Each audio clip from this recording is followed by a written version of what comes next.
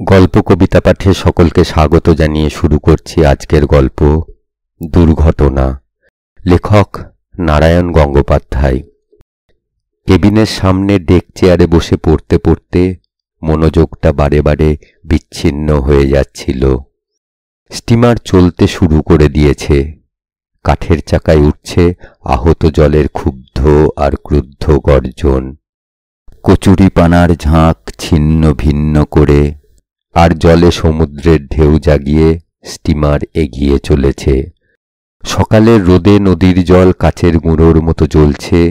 ইলিশ মাছের সন্ধানে লম্বা জাল ছড়িয়ে নেচে চলেছে জেলে ডিঙির বহর। হাতের ডিটেকটিভ উপন্যাসে তখন ঘটনার ভয়ঙ্কর আবর্ত। 3টে খুন করে আর দুর্মূল্য পান্নার ড্রাগনটা হস্তগত করে দস্যু সর্দার ক্যাংচু পলাতক। বাঙালি ডিটেকটিভ সমুদ্র রায় তাকে ধরবার জন্য ইরাবতী নদী দিয়ে লঞ্চ ছুটিয়েছে পূর্ণ বেগে। এমন সময় জলের তলায় প্রলয়ঙ্কর শব্দে কি ফাটল, চুম্বক মাইন? কিছু বোঝা গেল না, কিন্তু মুহূর্তে ডিটেকটিভ সমুদ্র রায় লঞ্চ থেকে উত্তেজনায় গায়ের লোমগুলো যখন দাঁড়িয়ে উঠতে যাবে, ঠিক সেই সময় ইন্দিরা চৌধুরী অন্যমনস্ক হয়ে গেল। বইটা মুখের সামনে ধরে কান খাড়া করে শোনবার চেষ্টা করতে লাগলো কথাগুলো। স্টিমারের অবিশ্রাম গর্জনের মধ্য দিয়েও সেই কলকাকুলি বেশ স্পষ্টভাবেই কানে আসতে লাগল। ওরা দুজনে দাঁড়িয়েছে ফ্রন্ট ডেকের রেলিং ধরে, ইন্দিরার দিকে পিঠ দিয়ে। সুন্দর ছেলেটি, আরো সুন্দর সঙ্গের মেয়েটি। বিশৃঙ্খল হাওয়ায় ওদের চুল উঠছে, শাড়ি উঠছে, উঠছে পাঞ্জাবির প্রান্তর।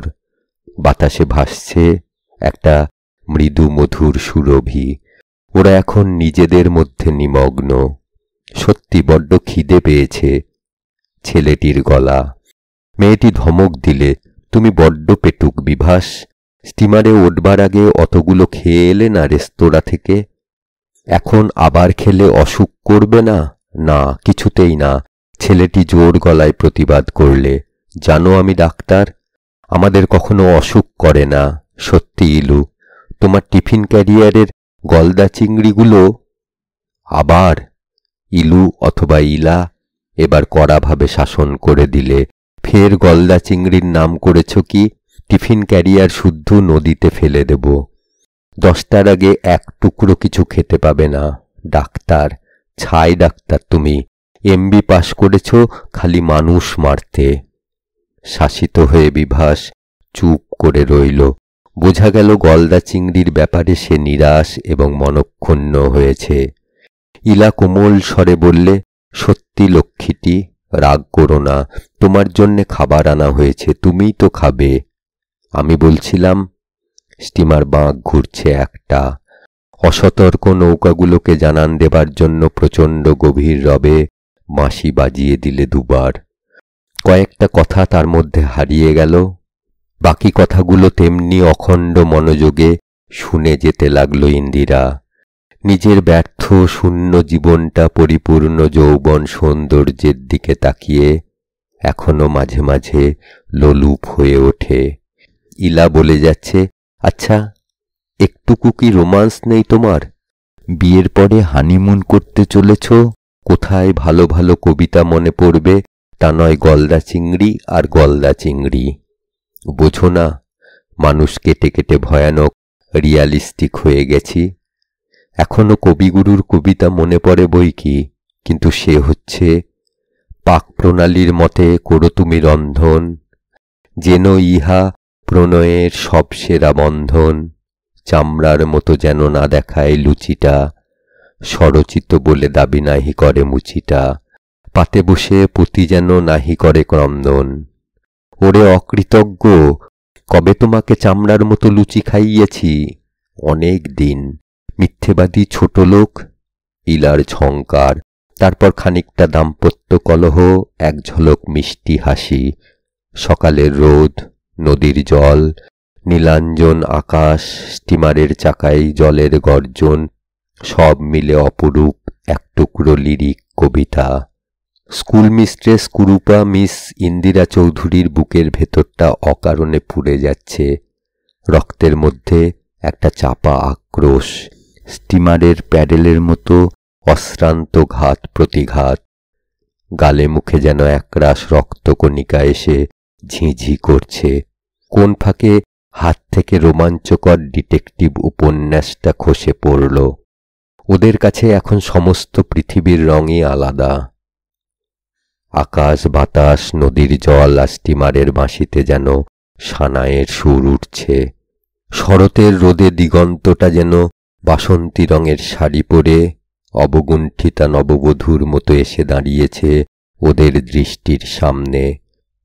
স্টিমারের চাকায় তারই জল তরঙ্গ। আর শুধু পৃথিবীই নয়, ওদের এই মিলনোৎসবে চারিদিককার সমস্ত মানুষও যেন এসে যোগ দিয়েছে। যে সমস্ত নিদ্রাতুর যাত্রী এই দিন দুপুরেই ডেকের ওপর লম্বা হয়ে পড়েছে, অথবা মুরগির ঝোলের গন্ধে আকৃষ্ট হয়ে যারা ঘোরাঘুরি করছে বাটলারের ঘরের সামনে, কিংবা ইঞ্জিনের খোপরে ঢুকে যেসব কালিমাখা খালাসি কয়লা ঠেলছে বয়লারের গোলাপি আগুনে, তারা আর কেউ নয় এই আনন্দিত বরযাত্রারই সঙ্গী। তাই পোড়ামুখ কুৎসিত ইন্দিরা চৌধুরীর সঙ্গে আলাপ করে নিতেও দেরি হল না ইলার। ডেকে 3 জন, গল্প জমে গেল। কোথায় যাচ্ছেন, কি পরিচয়, কি করেন, বাড়িতে কে কে আছেন, কবে বিয়ে হলো, আশা করি দাম্পত্য জীবন মধুময় হয়ে উঠেছে। আপনাদের দেখে ভারী ভালো লাগলো, একেবারে আইডিয়াল কম্বিনেশন যাকে বলে।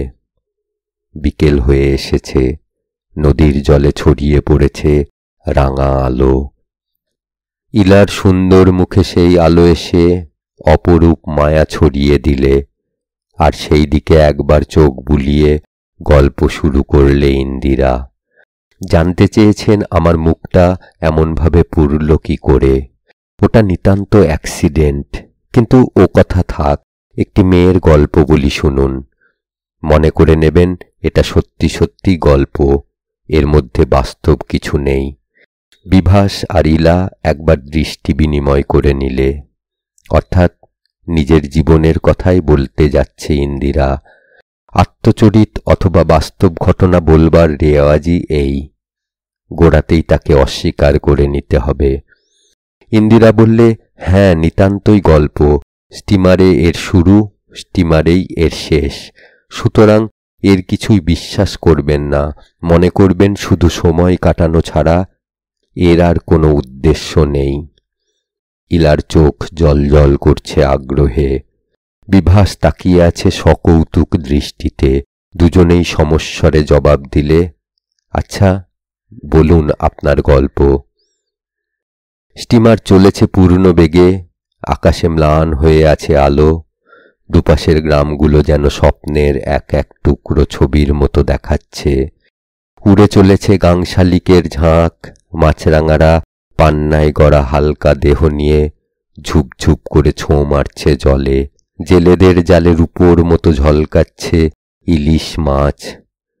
নিচের থেকে আসছে স্টিমের আর খালাসিদের রান্নার একটা মিষ্টি মিশ্র গন্ধ। ইন্দিরা বলতে শুরু করলে, একটি মেয়ের গল্প, অসাধারণ কিছু নয়, সাধারণ মেয়ে, পথে ঘাটে যাদের দেখা যায়, সংসারে যাদের সঙ্গে প্রত্যেক দিন সাক্ষাৎ, তাদেরই একজন। তাকে দেখলে কারো চোখ তার ওপরেই আটকে পড়ে না, অথবা চোখ ফিরিয়ে নেবারও দরকার হয় না। গ্রামে যারা তুলসী তলায় প্রদীপ জ্বালায় এবং শহরে এসে যারা লেখাপড়া শিখেও সহজভাবে একা একা পথ চলতে পারে না, এ মেয়েটি তাদেরই দলে। বেশিরভাগ ক্ষেত্রেই এসব কালো মেয়ের মুখে একটা চমৎকার লাবণ্যের আলো থাকে, অন্তত প্রথম বয়সে। ঝকঝকে ফর্সা রং সে আলোকে ম্লান করে রাখে, কিন্তু শান্ত শ্যামলতার ভেতর দিয়ে তা ঠিকরে পড়ে প্রাণের আলোর মতো। ঘনিষ্ঠভাবে না মিশলে একে দেখা যায় না, যারা দেখে তারা আর ভুলতে পারে না। একটা জিনিস মনে রাখবেন, উজ্জ্বল গৌরাঙ্গী মেয়ের প্রেমে যারা পড়েছে তাদের আত্মরক্ষার সম্ভাবনা থাকলেও থাকতে পারে, কিন্তু কালো মেয়েকে যারা ভালোবেসেছে তাদের উদ্ধারের বিন্দুমাত্র আশা নেই। আমি যে মেয়েটির কথা বলছি ধরুন তার নাম লক্ষ্মী। এই লাবণ্যের আশীর্বাদ সেও পেয়েছিল। লেখাপড়া মন্দ করেনি, 3rd ইয়ার পর্যন্ত পড়েছিল। তারপরে তার বিয়ে হয়ে গেল, যেমন করে এই সব মেয়েদের হয়। প্রেমে পড়ে নয়, সিভিল ম্যারেজ নয়, বাপ মায়ের পছন্দ করা একটি সাধারণ বাঙালি ছেলের সঙ্গে। তার নাম মনে করুন সত্যেন। রাইটার্স বিল্ডিংয়ে চাকরি করে। কলকাতায় নিজের একখানা দোতলা বাড়ি আছে। আছে বাপ মা ভাই বোন। গল্পের নায়ক হবার মতো কোনো গুণ নেই, না রোমিও না ডন জুয়ান। কালো রঙের একটি ছেলে, মাঝারি ধরনের বিয়ে পাশ করে ঢুকেছিল চাকরিতে। কিন্তু লক্ষ্মী সুখী হয়েছিল, সুখী হয়েছিল সত্যেনও। আফিস পালিয়ে দুপুরে সত্যেন আসত বাড়িতে, স্ত্রীকে নিয়ে যেত বিলিতি বায়োস্কোপে ম্যাটিনির ছবি দেখতে। সন্ধ্যায় লেকের ধারে বসে হ্যাপি বয় আইসক্রিম খেত। আউটরাম ঘাটের পাশে ছায়া ঘেরা লোহার বেঞ্চিতে বসে বসে দেখত রেঙ্গুনের জাহাজ আর গঙ্গার জলে দিনান্তের আলোর ঝলক। সূর্য ডুবে যেত, হাওড়ার আকাশে উঠত চাঁদ। গুনগুন করে লক্ষ্মী গান গাইত। যেতে যেতে পথে পূর্ণিমা রাতে চাঁদ উঠেছিল গগনে। বেশ কাটছিল, কিন্তু কাটল না। সত্যেনের দেখা দিল প্লুরিসি, তারপর প্লুরিসি থেকে যক্ষা। ইন্দিরা চশমার কাচ মুছে নেবার জন্যে চুপ করলে এক মুহূর্তের জন্যে। নদীর পূর্ব পারে গ্রামগুলোকে অস্পষ্ট করে দিয়ে নেমেছে সন্ধ্যা। পশ্চিম আকাশে এখনো জ্বলন্ত তামার রক্তরাগ। স্টিমারের আলোগুলো জ্বলে উঠেছে। সার্চ লাইটের আলো দূরে নারিকেল বিথি সমাকীর্ণ নদীর বাঁকটাকে উদ্ভাসিত করে দিলে। এদিকে ইলা আর বিভাস নির্নিমেষ দৃষ্টিতে তাকিয়ে রইল ইন্দিরার মুখের দিকে। ইলার স্বরে বেদনা প্রকাশ পেল। যক্ষা? ইন্দিরা চশমাটা পরে নিলে। কাচের ওপরে ইলেকট্রিকের আলো পড়ে যেন ইন্দিরার চোখ দুটোই জ্বলতে লাগল। হ্যাঁ, যক্ষা। এসব কাব্যের এরকম বিয়োগান্ত পরিণতিও মাঝে মাঝে ঘটে থাকে। কি করা যাবে? উপায় নেই। চিকিৎসা চলতে লাগল। ব্যাংকে সঞ্চিত যা কিছু দিয়ে, লক্ষ্মীর গয়না বন্ধক দিয়ে। কিন্তু কোনো লাভ নেই। সকলেই বুঝতে পারছিল যা অনিবার্য তাই ঘনিয়ে আসছে। লক্ষ্মীর মনের অবস্থা আপনারা অনুমান করতে পারেন। সে সম্বন্ধে কোনো কথাই আমি বলবো না। তবু যখন এক বিন্দু আশা থাকে না, তখনও মানুষ আশা করতে ছাড়ে না। হয়তো লক্ষ্মীর ক্ষেত্রেও তাই হয়ে থাকবে। কিন্তু আশ্চর্য, সবাই যখন ভরসা ছেড়ে দিয়েছে, তখন আরো বেশি করে ভরসা পাচ্ছে সত্যেন। এ রোগের নাকি ধর্মই এই। তার ধারণা সে সম্পূর্ণ সেরে গেছে। এখন আর ভয়ের কোনো কারণ নেই। বাস্তবিক আগের চাইতে তার বাইরের স্বাস্থ্যও সেরে গিয়েছিল অনেকটা। সত্যেন খুঁতখুত করতে লাগল, এভাবে আমাকে আলাদা করে রাখবার দরকার নেই। আমি সকলের সঙ্গে মিশব, সকলের সঙ্গে খাব। লক্ষ্মী বা এমন করে দূরে থাকবে কেন? আমার কাছে সে স্বচ্ছন্দেই আসতে পারে এখন। শেষ কথাটাই সত্যেনের আসল লক্ষ্য। কিন্তু বাড়ির নতুন ডাক্তার, ধরা যাক তার নাম বিভাস। বিভাস আর ইলা একসঙ্গে চমকে উঠল। বিভাস! ইন্দিরা হেসে উঠল। মনে করুন কাল্পনিক নাম। সামনে যাকে পাওয়া যায় তাকে মডেল করে নিলে গল্প বলতে সুবিধা হয় না? তাছাড়া বিভাস নামে আর একজন ডাক্তার থাকলে ক্ষতি কি? ইলার মুখে প্রতিবাদ ঘনিয়ে এলো। কিন্তু বিভাস কৌতুক বোধ করছিল। বলল, না না, ক্ষতি নেই, আপনি বলে যান। কি বলছিলাম? কৌতুকময় স্মিত হাস্যে ইন্দিরা একবার দৃষ্টি বুলিয়ে নিলে ইলার দিকে। লক্ষ্মীকে কাছে পাওয়ার জন্যে সত্যেন যেন দিনের পর দিন উন্মাদ হয়ে উঠতে লাগল। এটাও নাকি এ রোগের আরো একটা বিশিষ্ট লক্ষণ। ভেতরে যত ক্ষয়ে আসে, অতৃপ্ত ক্ষুধাগুলো তত বেশি তীব্র হয়। কিন্তু তরুণ ডাক্তার বিভাসের ইন্দিরা একবার থামল। বিভাসের কড়া নিষেধ।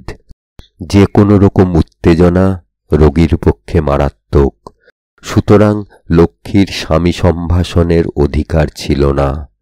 তাছাড়া আরও একটু ব্যাপার ছিল, যা আর কেউ কিছু বুঝতে না পারলেও লক্ষ্মীর দৃষ্টি এড়ায়নি। দিনের পর দিন রোগীর চিকিৎসায় নিঃস্ব হয়ে আসা এই পরিবারটির প্রতি জেগে উঠেছিল বিভাসের একটা অহেতুকী সমবেদনা। শেষ পর্যন্ত সে দুবেলা যাতায়াত করতে শুরু করলে। ফি চাওয়া তো দূরের কথা, সে সম্বন্ধে কোনো কথা উঠলেই জিভ কেটে 3 হাত পিছিয়ে দাঁড়াতো, বলতো, না না, টাকা আর কেন, এ তো আমার কর্তব্যই। দরিদ্র পরিবারটি তাতে অপমানিত হল না, বরং স্বস্তির নিঃশ্বাস ফেলে বাঁচল।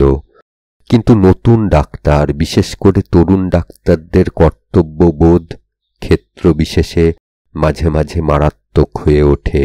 না না বিভাসবাবু, কিছু মনে করবেন না, এ কটাক্ষ আপনাকে নয়, এটা আমি সাধারণভাবেই বলছি। একেবারে দায়িত্বহীন উক্তি বলেই আপনি এটাকে উড়িয়ে দিতে পারেন। যাই হোক, কর্তব্যের তাগিদেই নতুন ডাক্তার একদিন এক ঝুড়ি ফল নিয়ে এলো। লক্ষ্মী তখন দাঁড়িয়েছিল বারান্দার পাশে, ম্লান বিষণ্ণ চোখ মেলে তাকিয়ে দেখছিল সামনের বড় বাড়িটার মাথার ওপর রক্ত মাখিয়ে সূর্য অস্তে নামছে। হয়তো তার মনে পড়ছিল আউটরাম ঘাটের সেই সন্ধ্যা, সেই ঝলমলে জল, সেই ঘাট ছেড়ে যাওয়া দূরের পথিক কালো কালো জাহাজগুলোর গম্ভীর উদার বাঁশির সুর। বিভাস বললে, আপনাকে ভারী সুন্দর লাগছে দেখতে, যেন একখানা আঁকা ছবির মতো। লক্ষ্মী চমকে পেছন ফিরে তাকালো। বিকালের আলোয় বিভাসের চোখে যে আগুন সে দেখল, সে আগুন মেয়েদের অত্যন্ত বেশি চেনা। যেমন পাখি মাত্রেই বন্দুকের নল দেখলে চিনতে পারে। বিভাসের মুখ কালো হয়ে উঠছিল, হঠাৎ যেন তীব্রভাবে বলে ফেলল, থাক, আপনার গল্প আর ভালো লাগছে না মিস চৌধুরী, মাপ করবেন, কিন্তু ইলেকট্রিকের আলোয় ইলার মুখের চেহারাটাই যেন বদলে গেছে আশ্চর্যভাবে। তেমনি তীব্রভাবে ইলা বললে, না না, বেশ লাগছে, বলে যান আপনি। বিভাস কিংবা ইলা কারো কথাই যেন শুনতে পায়নি, এইভাবে ইন্দিরা বলে চলল। বিদ্যুৎ গতিতে চলে যাচ্ছিল লক্ষ্মী, কিন্তু বিভাস তার পথ আটকালে। বললে, আপনার স্বামীর জন্যে এই ফল মাকে দেবেন। তীক্ষ্ণ গলায় জবাব দিয়ে লক্ষ্মী চলে গেল। শাশুড়িকে বিভাস কি বলেছিল কেউ জানে না, কিন্তু আড়ালে তিনি লক্ষ্মীকে খানিকটা গালিগালাজ করলেন। বললেন, বৌমা, সতু যেমন ও তো তেমনি ঘরের ছেলে, এই দুঃসময়ে কত কি করছে, তুমি ওকে অপমান করলে কেন? লক্ষ্মী জবাব দিল না, জবাব দিবার কিছু ছিলও না। বিভাসের উপকারের জালে এই দুস্থ পরিবারটি কেমন করে দিনের পর দিন জড়িয়ে যাচ্ছে, কেমন অসহায়ভাবে আত্মসমর্পণ করছে, এ তো সে নিজের চোখেই দেখতে পাচ্ছিল। বিভাসের বিরুদ্ধে একটি মন্তব্য করলে শ্বশুর শাশুড়ি যে একসঙ্গেই তার ওপর খড়গহস্ত হয়ে উঠবেন, এ কথাটা বুঝতে তার বাকি ছিল না। ওদিকে সত্যেন দিনের পর দিন কেমন হয়ে উঠছে, তার মনের মধ্যে আগুনের মতো জ্বলে যাচ্ছে লক্ষ্মীকে কাছে পাওয়ার কামনা। খাবারের বাটি ছুঁড়ে ফেলে দেয়, আছড়ে ভেঙে ফেলে ওষুধের গ্লাস। জাগরণ ক্লান্ত রাত্রিতে জানলায় বসে বসে লক্ষ্মী শুনতে পায় খাঁচায় আটকানো একটা বুনো জানোয়ারের মতো সত্যেন ঘরের মধ্যে পায়চারি করে বেড়াচ্ছে। সেদিন জ্যোৎস্নায় বান ডেকে গিয়েছিল। নিশীথ রাত্রে কলকাতায় মাঝে মাঝে অদ্ভুত চাঁদ উঠে, দিনের সমস্ত শব্দ আর সমস্ত কুশ্রিতা যায় তলিয়ে। শান্ত স্তব্ধ কোমল ঘুমের ওপরে জ্যোৎস্না যেন ফুলের পাপড়ির মতো ঝরে পড়তে থাকে, কিন্তু ঘরের মধ্যে মানুষ তখন ঘুমে কাতর। জ্যোৎস্নার সেই ফুল তারা কুড়িয়ে নিতে পারে না। আর লক্ষ্মীর মতো যারা সেই সব রাত্রিতে প্রহর জাগে, তাদের চোখে সে জ্যোৎস্না যেন দেখা দেয় কঙ্কালের খানিকটা হাসির মতো, আসন্ন বৈধব্যের নির্মম নিষ্ঠুর শুভ্রতার মতো। রেলিং ধরে ঝুঁকে দাঁড়িয়েছিল লক্ষ্মী। গালের দুপাশ দিয়ে জল গড়িয়ে পড়ছিল। এমন সময় তার ঘাড়ে আগুন ছুঁয়ে গেল একটা নিঃশ্বাসের হলকা। চকিত হয়ে পেছন ফিরতেই কে তাকে সমস্ত শক্তি দিয়ে বুকে চেপে ধরলে। বুনো জানোয়ারের চোখ জ্বলছে ধক ধক করে। সত্যেন। লক্ষ্মী বললে, এ কি তুমি? সত্যেন জবাব দিল না। তেমনি লোহার মতো কঠিন দুহাতে তাকে আঁকড়ে ধরে ঘরে টেনে নিয়ে চলল। তার মধ্যে বহুদিনের উপবাসী পশুটা জেগে উঠেছে। লক্ষ্মী প্রাণপণে ছাড়াবার চেষ্টা করতে লাগল। কি করছো, কি করছো তুমি পাগলের মতো? সর্বনাশ হয়ে যাবে যে। পায়ে পড়ি তোমার, আজ ছেড়ে দাও। তোমার শরীর সেরে উঠুক। সত্যেন তবুও জবাব দিল না। তার গায়ে যেন 5টা হাতির বল এসেছে। লক্ষ্মীর কান্না মিনতি কিছুই তার কানে গেল না। সে পাগল হয়ে গেছে। স্ত্রীকে দুহাতে তুলে সত্যেন ঘরে নিয়ে এলো। ফলাফল রাতারাতি টের পাওয়া গেল। শেষবারের মতো এক ঝলক রক্ত তুললে সত্যেন। লক্ষ্মীর কাছ থেকে এ জন্মের শেষ পাওনা আদায় করে সে চলে গেল। বিধবা হল লক্ষ্মী। ইন্দিরা থামল। নদীর বুকে গাঢ় অমাবস্যার রাত্রি। হু হু করে হাওয়া আসছে। সার্চ লাইটের আলো তেমনি চমক ফেলছে। নিশীথের তরঙ্গিত খরধারায়, দুতীরের মর্মরিত সুপারি আর নারিকেলের বিথিতে। বিভাসের মুখ বিরক্তিতে কুঞ্চিত। ইলার মুখে সমবেদনার ম্লান রেখা। একটা দীর্ঘশ্বাস ফেলে ইলা বললে, গল্প শেষ হলো আপনার? না, হলো আর কই। এসব সাধারণ গল্প, প্রতিদিনের সংসারের গল্প। এর আরম্ভ নেই, শেষও নেই। যেমন করে প্রত্যেক দিনের জীবন চলে, এ গল্পও তেমনি। খাওয়া বসা চলাফেরায় এগিয়ে চলতে থাকে। তবু আর একটুখানি বলেই আমি গল্পটা শেষ করব। আপনাদের আর ধৈর্যচ্যুতি ঘটাব না। ইন্দিরা বলতে লাগল, লক্ষ্মী বিধবা হল। বাঙালির ঘরের শাশুড়িরা ছেলের শোকে যেভাবে চিৎকার করে কাঁদেন, সত্যেনের মাও তেমনি করে কাঁদতে লাগলেন। তেমনি করেই গালমন্দ দিতে লাগলেন অলক্ষণা ছেলের বউকে। বিয়ের 1 বছরের মধ্যেই যে রাক্ষসী জলজ্যান্ত স্বামীকে এমন করে চিবিয়ে খেয়ে ফেলতে পারে, তাঁর সাজানো সংসারে এমনভাবে আগুন ধরিয়ে সব পুড়িয়ে শেষ করে দিতে পারে, তাকে তিনি যে 1 বিন্দুও ক্ষমা করতে পারেন না। এর মধ্যে অসঙ্গত বা অস্বাভাবিক কিছুই নেই। গালাগালি সহ্য করেও লক্ষ্মী পড়ে রইল স্বামীর ভিটে আঁকড়ে ধরেই। দুর্ভাগ্যের বোঝা মাথায় বয়ে বাপের বাড়িতে ফিরে যাওয়ার প্রবৃত্তি সে বোধ করলে না। দিন কয়েক কেন, মাস কয়েক কাটল একটা বিরাট শোকোচ্ছ্বাসের খণ্ড প্রলয়ের মধ্যে। কোনো ক্ষতি কারো অপূর্ণ থাকে না, এও রইল না। এদিকে সংসারের অবস্থা ক্রমেই অচল হয়ে আসবার উপক্রম করছে। ব্যাংকে পুঁজি যা ছিল, সত্যেনের চিকিৎসাতেই তা শেষ হয়েছে। ঋণের বোঝাও ভারী হয়ে উঠেছে, নেহাত মন্দ নয়। শ্বশুর যা পেনশন পান তা নামে মাত্র, ডাইনে আনতে বাঁয়ে কুলোয় না। দেনার কিস্তি শোধ না করলে শেষ সম্বল বাড়িখানাও চলে যায়। আর বাড়ি বাঁচাতে গেলে মাসের 10 দিন পরে উপোস দিতে হয় গোষ্ঠীশুদ্ধ সকলকে। লক্ষ্মীর আয়ে পাশ করা বিদ্যাটা কাজে লাগলো এতদিনে। পাড়ায় একটা স্কুলে ছোট মতন একটুখানি চাকরি সে জোগাড় করে নিলে। কাদায় আটকে বসা পারিবারিক চাকাটা নড়ে উঠল, চলতে শুরু করল একটু একটু করে। সংসারে অলক্ষণা বিধবা বউয়ের প্রতি গালিবর্ষণটা কমে এলো, তার মূল্য বাড়ল, এমনকি খানিকটা আদরও জুটল বলা যায়। কোনো দিন স্কুল থেকে ফিরে এসে দেখত বুড়ি শাশুড়ি উনুনের আঁচে বসে তার জন্যে খাবার তৈরি করছেন। দিন কাটছিল, হয়তো এমনি করেই কেটে যেত। লক্ষ্মী ভুলে যেত নিজেকে, শ্বশুর শাশুড়ি ভুলে যেতেন সংসার থেকে সত্যেনের ক্ষতচিহ্নটাকেও। তারপরে দূর ভবিষ্যতে হয়তো এও দেখা যেত যে এরকম করে নিজের মধ্যেই লক্ষ্মী সুখী হয়ে উঠেছে। জীবনের ধর্মই মানিয়ে চলা, স্বীকার করে নেওয়া। লক্ষ্মীর বেলাতেও তার ব্যতিক্রম হতো না। কিন্তু যা হতো তা হলো না। এলো রাহু।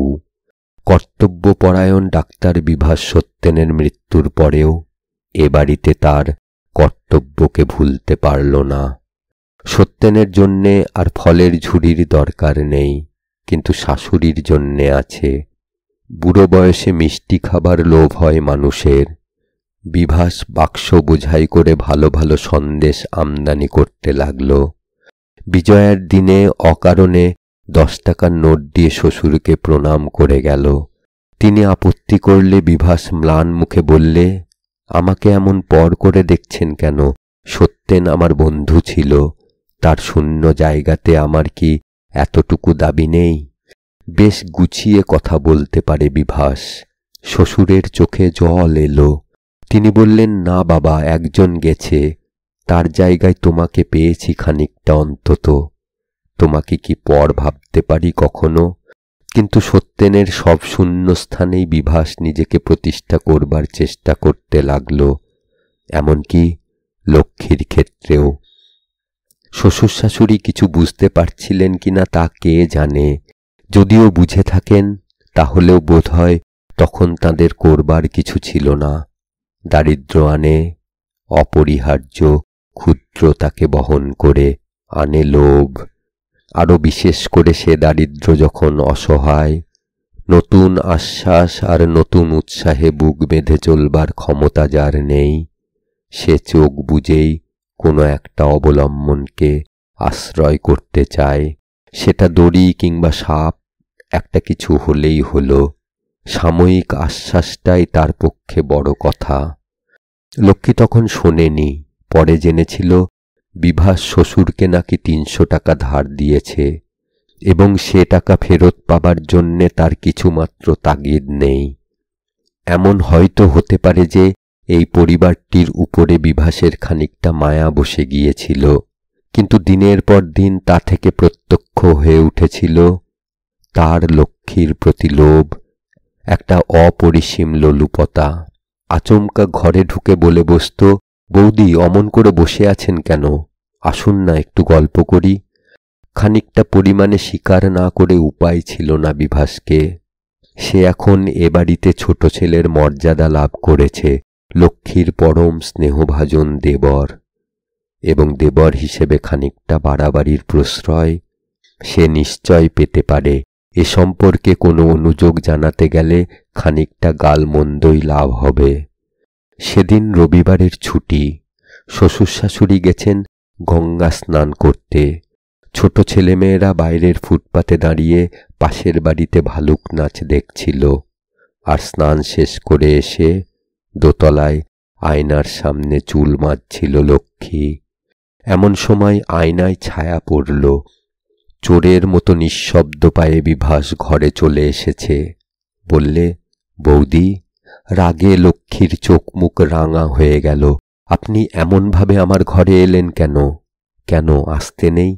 বিভাস বেশ আরাম করে লক্ষ্মীর খাটের ওপর জাঁকিয়ে বসল।